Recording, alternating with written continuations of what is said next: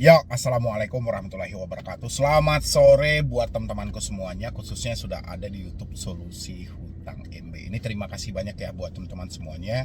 Selalu menyempatkan waktu untuk hadir di sini mensupport channel Solusi Hutang. Mudah-mudahan channel ini buat kedepannya bisa berkembang dan bisa juga memberikan motivasi, edukasi buat teman-teman semuanya. Tapi sebelum saya masuk ke pembahasan kita hari ini, buat teman-teman semuanya yang mau memberikan donasi untuk yayasan kami, Yayasan Bangkit Menyala Hati, bisa di nomor rekening di bawah ya teman-teman semuanya, karena donasi Anda itu akan kami gunakan untuk kegiatan-kegiatan sosial lainnya. Dan habis itu kalau memang nantinya hasil donasi ini mencukupi, kita juga akan membantu orang-orang yang benar-benar layak untuk dibantu untuk menyelesaikan hutang-hutangnya. Amin. Mudah-mudahan ini bisa terrealisasi, terlaksanakan secepat mungkin ya teman-teman semuanya. Oke, saya mau ngajak teman-teman semuanya kita memahami tentang aturan dan regulasi dari OJK, yang mana aturan ini malah tidak sesuai dengan fakta yang terjadi di lapangan. Kita perhatikan juga teman-teman semuanya, kalau OJK membuat aturan itu sudah sangat bagus. Ya, itu sudah sangat bagus.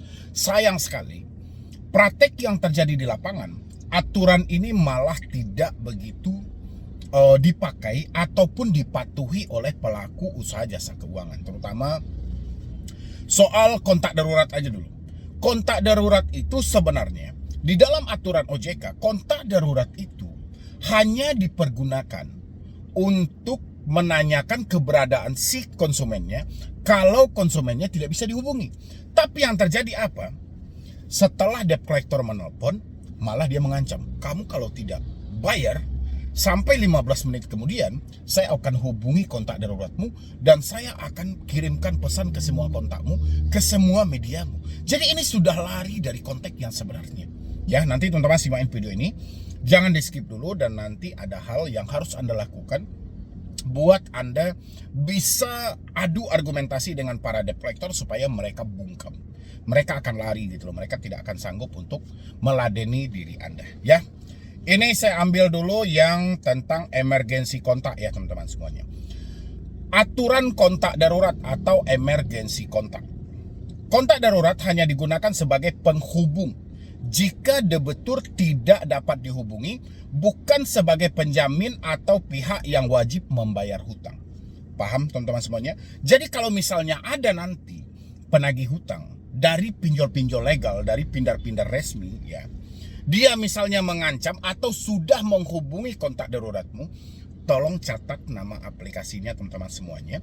Laporkan kepada CS bersangkutan, laporkan kepada Asosiasi Fintech Penanam Bersama Indonesia, laporkan juga kepada OJK.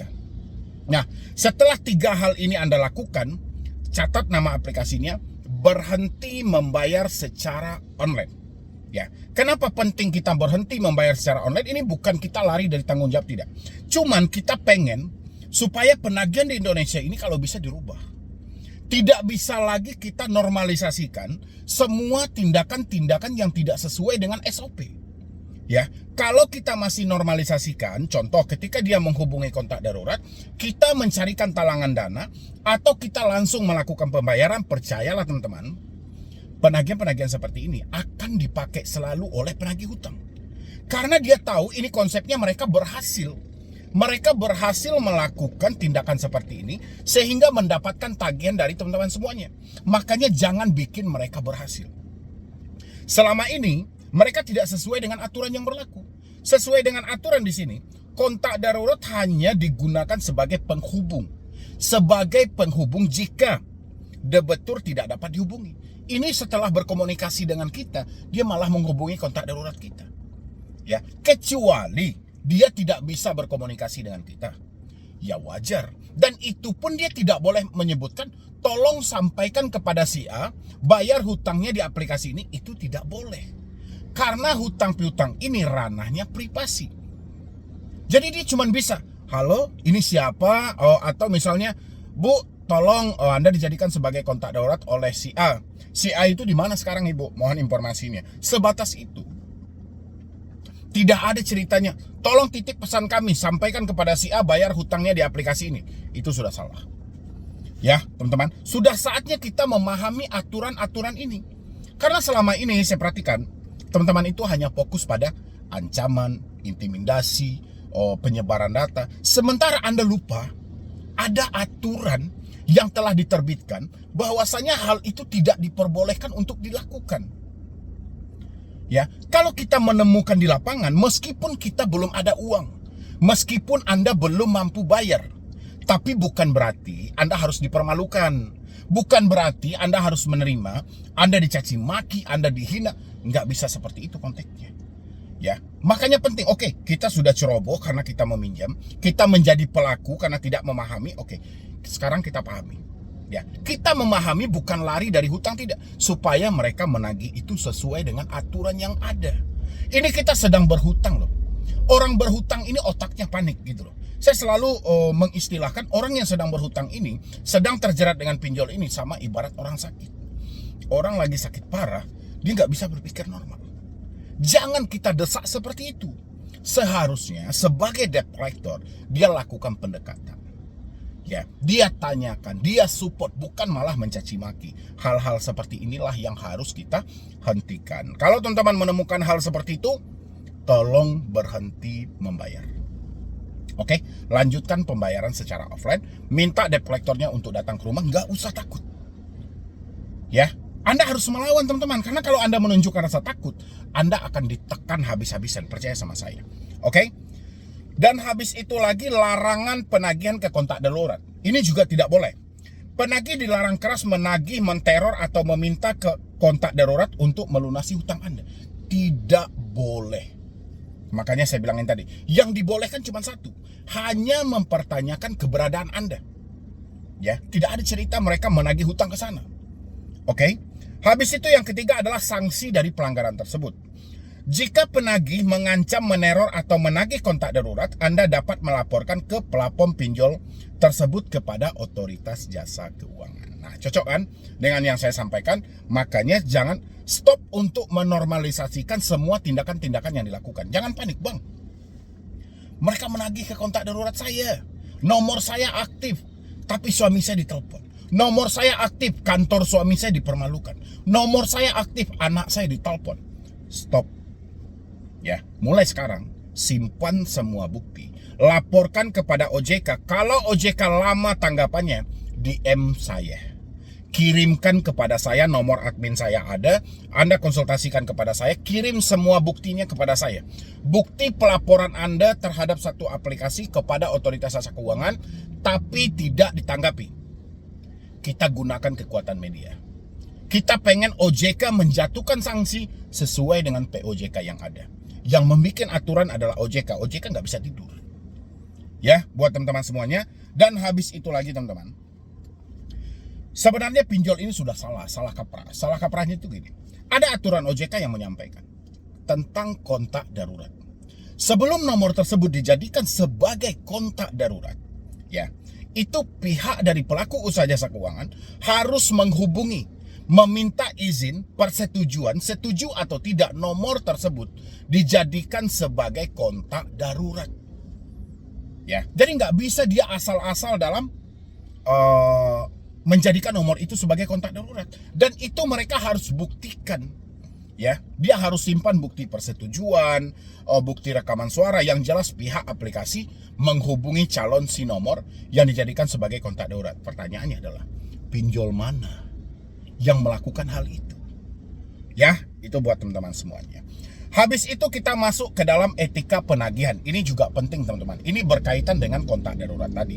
Sebenarnya hal ini sudah berulang-ulang kali saya jelaskan buat teman-teman semuanya. Tapi teman-teman itu selalu saja bertanya, Bang, ada pinjol yang menagih dari minggu. Ada pinjol yang menagih dari jam 10 malam, jam 11 malam. Nah, ini Anda simain baik-baik ya. Kalau Anda menemukan hal ini, poinnya sama. Catat nama aplikasinya, berhenti membayar. Ya, kalau mereka melakukan tindakan kesalahan, kan sanksi OJK lama, sanksi dari si debitur. Anda punya uang, Anda punya kuasa. Mereka butuh uang, Anda butuh tagihan Anda punya kuasa. Jangan mau ditekan. Oke? Ini yang mau, yang mana dia ya? Oke. yang ini. Etika penagihan OJK yang wajib dipatuhi oleh pinjol. Waktu penagihan. Penagihan hanya diizinkan pada hari Senin sampai Sabtu antara pukul 8 pagi sampai 8 malam waktu setempat. Debt collector dilarang menagih di luar jam tersebut atau pada hari libur nasional. Nah, kalau ada debt collector pinjol, saya tahu banget tuh. Shopee, pinjam yuk, pinjam duit, belum lagi pesan-pesan blast. Kita nggak peduli. Catat nama aplikasinya, langsung laporkan kepada OJK. Ya, jawaban dari OJK lama, sanksi dari Anda jatuhkan. Berhenti membayar secara online, lanjutkan secara offline. Kita bukan mencari celah untuk kita tidak bayar pinjol, tidak. Kita pengen untuk pelaku usaha jasa keuangan ini yang bekerja sama dengan vendor benar-benar patuh terhadap aturan ini. Ya, tapi dari diri teman-teman juga seperti itu. Kalau sudah ada penagih hutang yang baik sesuai dengan SOP, tolong diapresiasi, tolong dijelaskan. Jangan mereka menagih dengan versi baik, andanya seakan-akan diteror. Ini tidak boleh juga. Ya, jadi kita itu seimbang. Jadi ketika ada penagihan yang baik, buru-buru diapresiasi. Sampaikan. Kalau belum ada dana, sampaikan. Saya belum ada dana. Saya lagi usahakan secepat mungkin. Ya, mohon beri saya toleransi dan perpanjangan waktu. Kalau misalnya mereka bilangin perpanjangan harus bayar, tidak usah lakukan pembayaran itu. Cukup sampaikan aja di mana hutang ini yang tidak telat dalam pembayaran, pasti ada telat. Di mana orang yang selalu tepat waktu, nggak ada. Ya, tapi jangan mereka menagih normal, teman-teman merasa diteror semua. Oke, jadi perhatikan. Oke. Dan di sini lagi buat teman-teman semuanya, di sini juga ada dilarang menggunakan ancaman, intimidasi, menyebarluaskan informasi betul yang sifatnya mempermalukan. Contoh, ada debt collector yang datang ke rumah tapi sengaja teriak-teriak, itu nggak boleh. Ya, dan Anda harus videokan itu, teman-teman. Jangan Anda biarkan aja, jangan Anda hanya berdiam diri saja, nggak boleh. Ya, dan untuk debt collector yang datang ke rumah, mereka itu harus menunjukkan pertama ID card, kedua sertifikat profesi di bidang penagihan, ketiga surat kuasa dari pihak pinjolnya atau surat tugas dari pinjolnya. Ya, itu harus Anda cek. Kalau mereka tidak mampu menunjukkan, usir aja. Kalau mereka teriak-teriak ingin mempermalukan Anda, videokan. Ya, dan habis itu juga dalam POJK ini menyampaikan adalah dilarang melakukan penagihan di luar dari si konsumen. Kayak menagih ke kontak darurat tidak boleh, menagih ke kantor tidak boleh, menagih ke teman kantor tidak boleh, menagih ke kontak tidak boleh. Oke. Dan habis itu menagih di luar dari alamat domisili juga tidak boleh. Kecuali ada perjanjian dan kesepakatan dengan kita. Contoh, kita kerja nih di hari Sabtu. Ya. Karena kita tidak mampu, tidak bisa menjumpai mereka hari Sabtu, kita bentuklah janji di hari Minggu. Ya sudah, kamu datang aja deh. Hari Minggu saya juga ada kerja, kamu datang aja deh pagi. Berarti ada kesepakatan. Atau kita ketemu deh di coffee shop dan mana segala macam. Boleh. Ya, buat teman-teman semuanya. Jadi jangan kita normalisasikan semua yang dilakukan oleh debt collector. Jangan kita jadikan semuanya jadi ajang untuk ketakutan. Ya, buat teman-teman semuanya, sebenarnya masih panjang lagi kalau saya uraikan. Durasinya terlalu panjang, nanti takutnya teman-teman bosan. Next video saya akan bahas lagi ini. Yang penting jangan lupa untuk disupport channel Solusi Hutang supaya channel ini makin berkembang dan saya makin semangat dalam memberikan motivasi, edukasi, dukungan buat teman-teman semuanya.